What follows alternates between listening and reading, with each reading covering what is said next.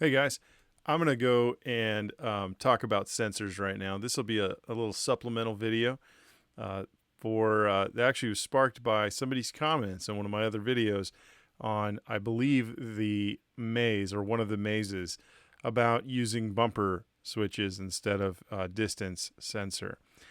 So let's go ahead and jump right in, and let me show you an example of how you really can use them interchangeably.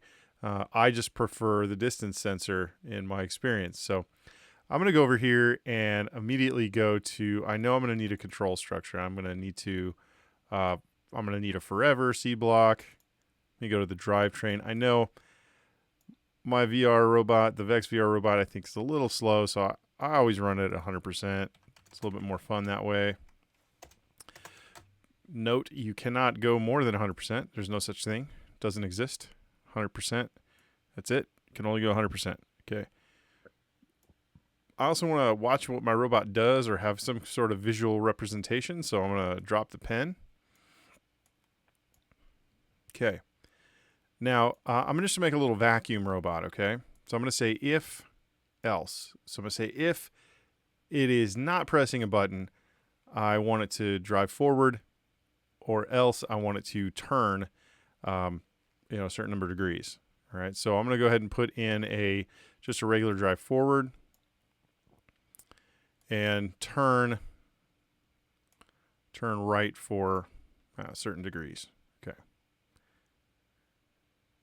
Now, I want to make this like a little random Roomba robot, so I'm going to have it turn a random number of degrees between 1 and, say, 180 degrees. All right, so now I need my condition. When do I want it to turn? Or I want it to drive forward only if the button is not pressed. So let's look at sensing. We'll go to sensing here. And notice I have left button pressed and then also right button pressed. So I want it to drive forward if they are not pressed. So I'll use the not operator right there. And I'll duplicate this because I want it for the left and the right. Now, here's the question. Do I want an and or do I want an or? Well, I want it to drive forward if both of them are not blocked.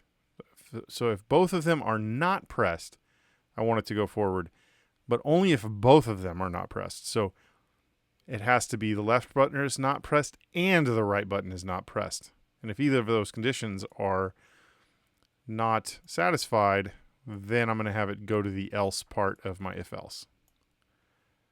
So here we go. If the left bumper is not pressed and the right bumper is not pressed, drive forward. Or else turn right for pick a random number between 1 and 180. Let's go ahead and run this. And then I'm going to show you how you can basically do this exact same program using the distance.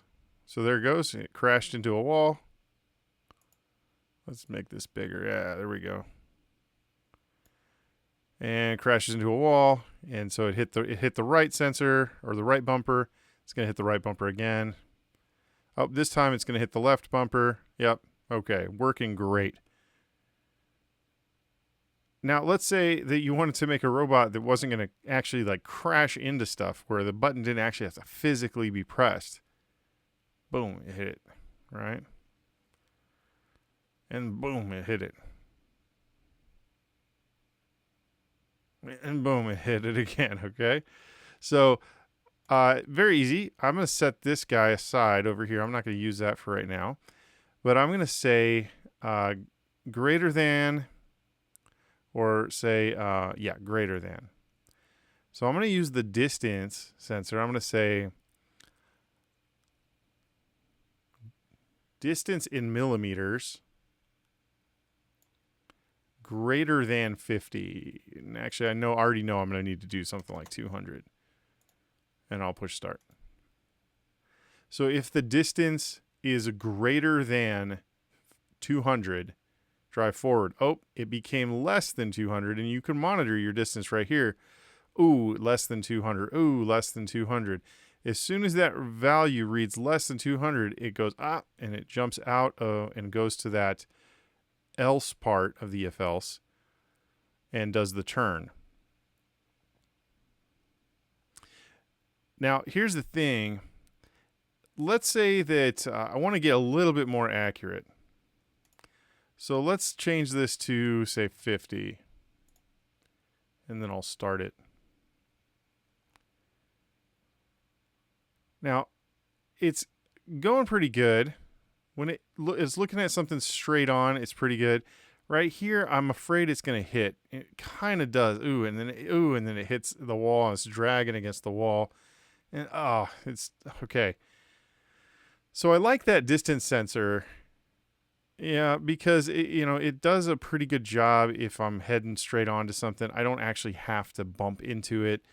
But if I want to get close, that distance sensor is not that great if I want to get close to the wall, because then I hit the wall and then it's just dragging and it won't do anything until. So how about we use both? Would you say we have a plethora of sensors? And I would say, Hefe, yes, we have a plethora of sensors.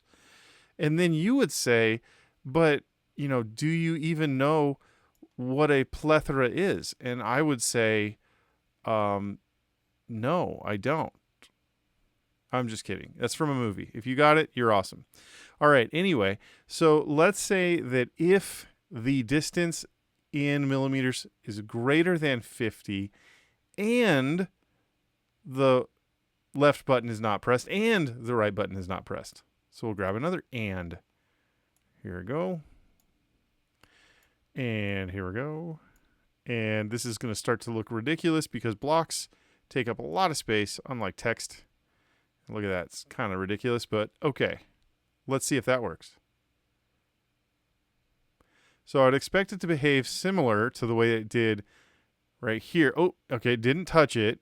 I mean, it did when it turned. We all saw that, but it didn't. I don't think it hit it that time. That time it did hit the button.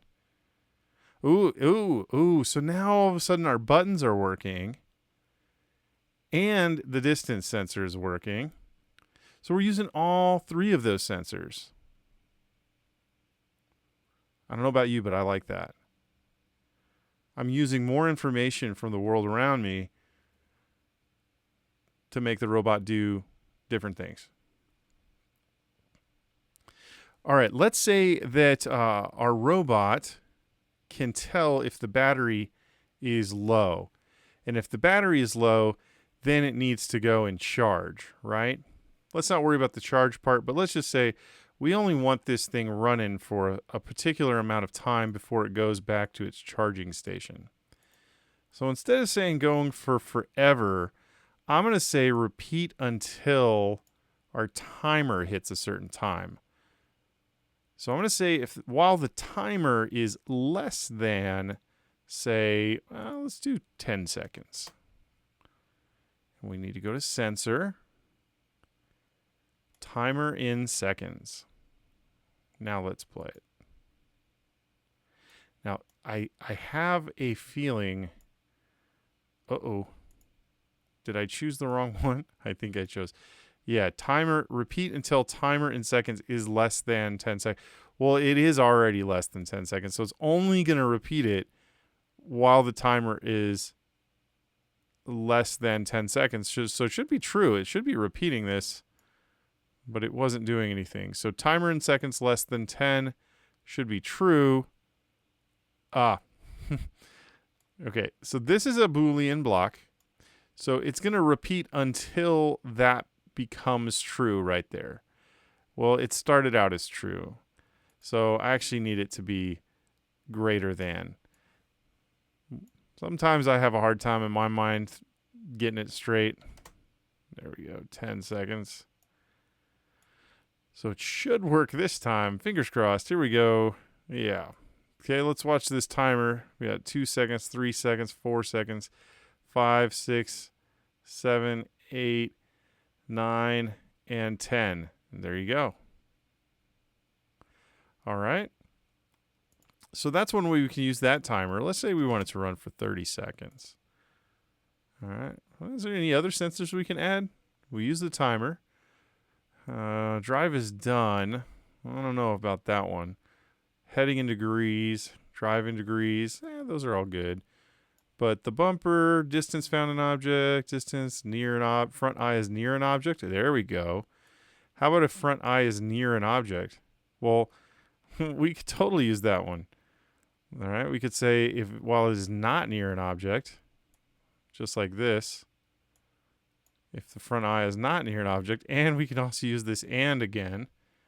So we can throw this guy in there. Again, it's getting ridiculous. Ugh. What does that look like in text? Look at that. Not too bad in text. It's still kind of long, but anyway, we could make that shorter probably. All right. Let's get rid of that and let's click play. This is going to be harder to tell exactly what's going on. You know, if it detects an object, there you go, detected it. Because really the front eye and the distance in the VEX VR robot are the same sensor.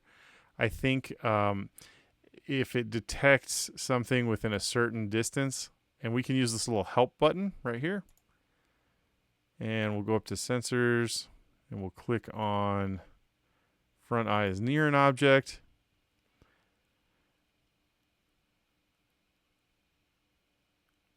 So it doesn't tell us what it actually considers near. Color near object reports true when a color sensor is close to an object it detects that has a detectable color. Okay. So that only just has to do with color. Color near object reports. Choose which color eye you use. There we go. Okay, so it's just going to detect if it's a color. Still, if it detects something, I want it to turn. I want it to turn and go another direction because something's in front. All right. Now we could also say that a whole area of a whole area is off limits. Watch this. Let's say I'll use the x-axis. Okay, so half of let's say the x-axis, that's the one that runs through the middle like that. The x-axis is above, is positive, and below. Well, no, x-axis. Okay. Here's what I'm gonna do. Watch.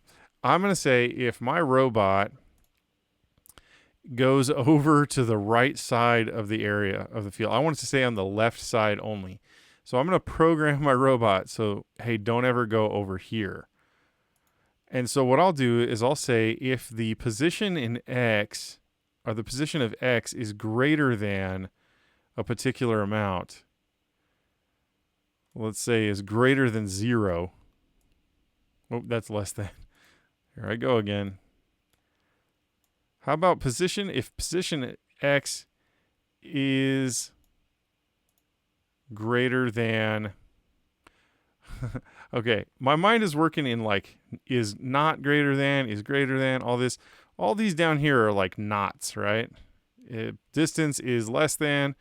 I want the position in X to stay negative. So if I want it to stay negative, then I'm going to say if it is less than 0, I'm good. I want that. So less than 0. I was correct in the beginning. And then I'm going to get another one of these ands right here. One of these crazy ands right here. And I'm going to drag this right there. Ugh, this is getting ridiculous. It's getting ridiculous. There we go. Now I'm using the sensor to say it's going to go for 30 seconds, right? All right, let's see. X is negative. What's going to happen here? X is about to be positive, and it goes, oh, nope. But here's the problem. Now I have a major problem because as soon as it went positive, it's no longer going to be negative. So I'm actually going to have to program something in here that I should have done at the beginning, but I'm going to have it, once it hits whatever it's not supposed to hit or something, I'm going to have it back up for 50 millimeters and then turn. So let's see what happens. My goal here is to use as many sensors as I can think to use. Oh, hey, oh. Oh, hey, there we go. Now it's working. He backs up. It's a very testy robot. He's like, whoa. Touches it and he's, whoa, whoa, whoa. Reminds me of that little guy from WALL-E. He's like, whoa, whoa, whoa, whoa. And this is going to go for 30 seconds and then stop, right? There you go. Okay. So it stayed over here. There was like an invisible wall there. Now I could have done that for the whole perimeter of, I could have just said, hey, stay, while your values are in this particular range. There you go, right? There's so many different ways I could program this, but that's just like a fake wall that I put up there to say, hey, while the position X is less than 0. So I've used a position sensing, I've used the eye sensing, I've used the distance sensing, I've used the bumpers, I have used the timer. The only thing I didn't use is drivetrain sensing. I don't really think I can figure out a way to use that in there. But anyway, guys, that's how you can use these sensors. You can use sensors to do all kinds of crazy stuff.